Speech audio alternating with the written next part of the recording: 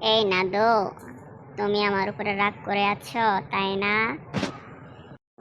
না ওসমান, আমি কি তোমার উপরে রাগ করে থাকতে পারি? হ্যাঁ, এটা তো জানি। তুমি তো জানো আমার অনেক রাগ। হ্যাঁ, তোমার রাগ করাটা আমার কাছে অনেক ভালো লাগে, তাই তো তোমাকে আমি বেস্ট ফ্রেন্ড বানাইছি। আচ্ছা, তাহলে আমার উপর আর রাগ করো না। আবার গ্রুপে আসো, আগের মতো হয়ে যায়, হাসি খুশি থাকি। আচ্ছা, তাহলে ঠিক আছে, কিন্তু আমার একটা শর্ত আছে, এটা রাখবা তুমি? কি শর্ত? বলো তুমি, শুনি।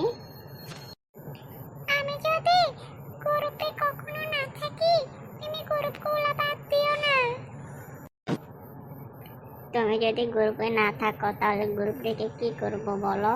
গ্রুপগুলো তো তোমার জন্যই খোলা। আচ্ছা ঠিক আছে, আমি আর কখনো গ্রুপ থেকে যাব না।